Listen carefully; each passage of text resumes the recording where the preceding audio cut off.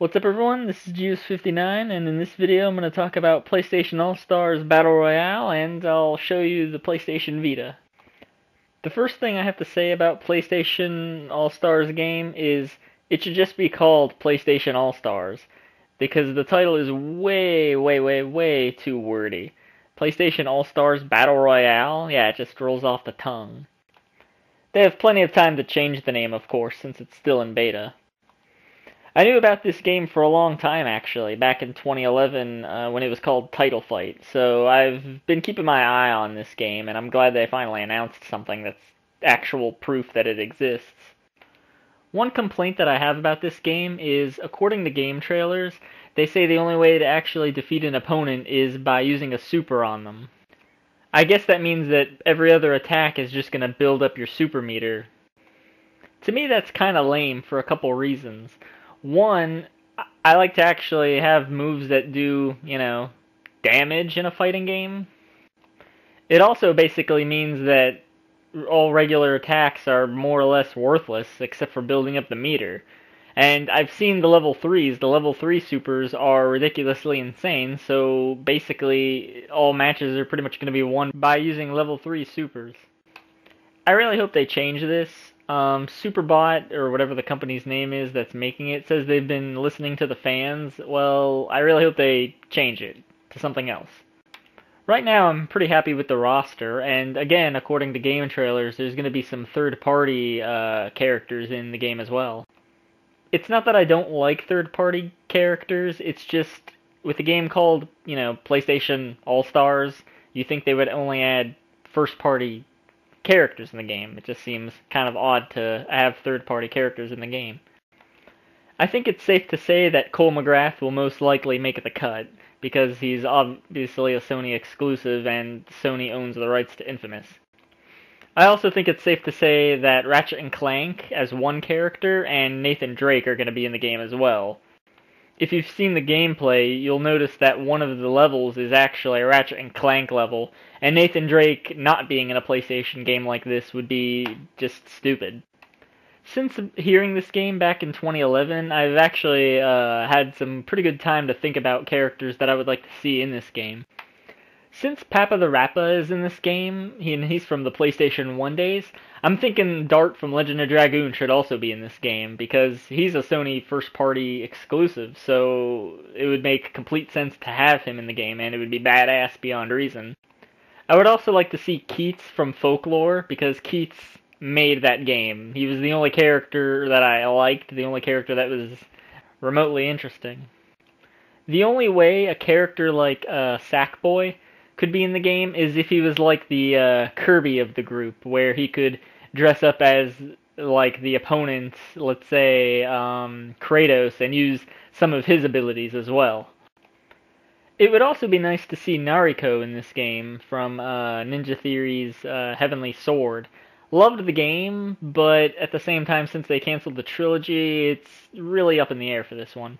I even thought about them adding Norman Jayden from Heavy Rain in the game. I absolutely loved Heavy Rain. I got the Platinum.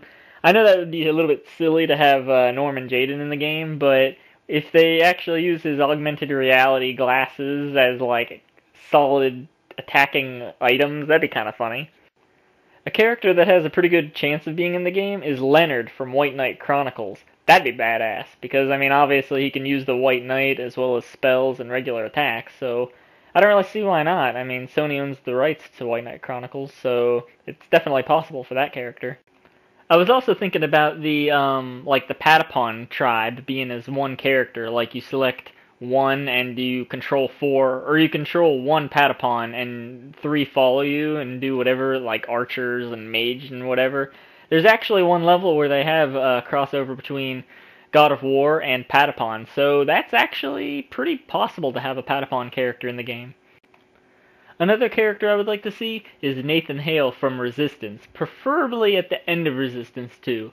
Spoiler alert, when he actually has those cool Chimera powers that he uses, that would make him a little bit more interesting than another character like there'll be a lot of that have guns in the game. I'm pretty sure Jak and Daxter also make the cut for characters that will most likely be in the game as one character, of course, but I'm pretty sure that they've made the cut. I'm pretty sure that this one character is not going to be in the game, but it would be awesome to see DDD Enlightened from Eye of Judgment. Sony does own Eye of Judgment, so that is completely possible, but at the same time, DDD Enlightened and Eye of Judgment itself wasn't exactly super popular, so that's, again, most likely not going to happen, but it would be nice to see. According to the almighty game trailers, and probably a bunch of other various sites, that there will be over, apparently, I do believe it was over 24 characters, so that definitely leaves the room for imagination. I really hope they don't make DLC characters. I don't want to actually pay to use characters. I don't mind if they make optional skin colors or optional costumes, that's fine. Even optional levels. I don't want to have to pay to use all the characters. That would be pretty lame. As for the game itself, from what I've seen, it looks pretty good. The graphics are crisp. The characters look fantastic. I'm glad they added Fat Princess as a character. That is hilarious and awesome in every way, shape, and form. Obviously, they had to add Kratos and Sweet Tooth, which of course they did, so duh. They also added Sly Cooper, Colonel Radok from Killzone, the last boss of Killzone 2, and a couple of other characters I can't think of off the top of my head, but the game actually looks pretty good. You know, they said they got some hardcore fighting fans in the company. That's great.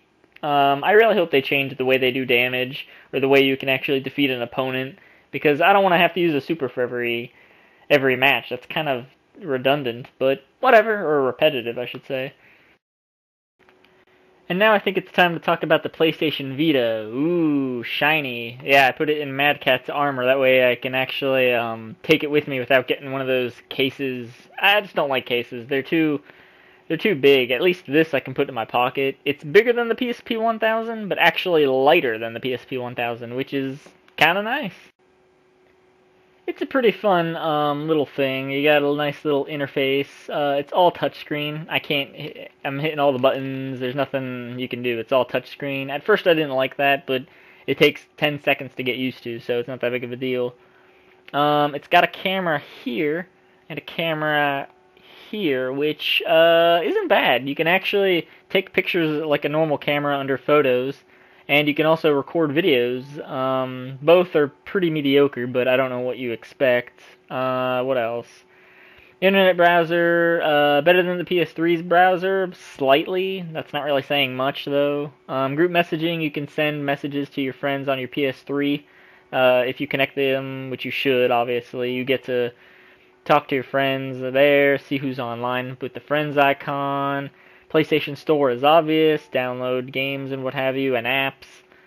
Then there's music, again, more or less obvious, videos, ho-hum. The good news is I can re-download my games that I bought for PSP Go, so the City of Final Fantasy, kind of really blurry on this camera. Skype, I had to download, and that's about it. I didn't buy any games yet, only because there's really no games that I personally want to buy, and I can turn it off. I can turn it off with the off button, or I can just let it go into standby mode, which will basically make the screen go black. I can resume just by hitting the PlayStation Home button. That's what I do. I don't turn it off every time because it seems a little bit silly. There's other games that I do want, like Gravity Days or Gravity Rush, or whatever the hell it's called. Dragon's Crown, a lot of games that I want that aren't out yet. So I'm just pretty much just play with the features, play some demos that I like. Golden Abyss was fantastic, the demo anyways. So yeah, I've played Touch My Katamari. I have MotorStorm RC. I actually got that for free. It was a limited time thing for free. So I played it. It's definitely no MotorStorm, but it was free. So I'm not really gonna complain. It's just it's MotorStorm RC, which stands for remote control. So you're controlling remote control vehicles instead of the big beasts that you controlled in the PlayStation games, where you had the boosts and what have you. It's a pretty good handheld. The demos are fun. It definitely has potential, But like every handheld or console in the universe, games. That's what makes it important. That's what makes it functional.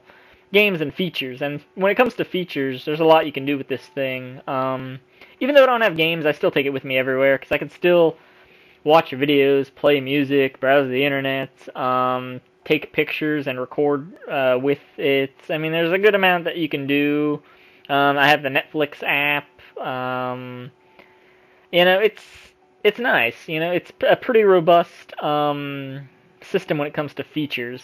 Games, I'll wait. I don't mind waiting for Gravity Rush or Dragon's Crown or Ruin. And there's a lot of games. I'm just rambling now, but yeah, it's a pretty good handheld. But games. That's all I need.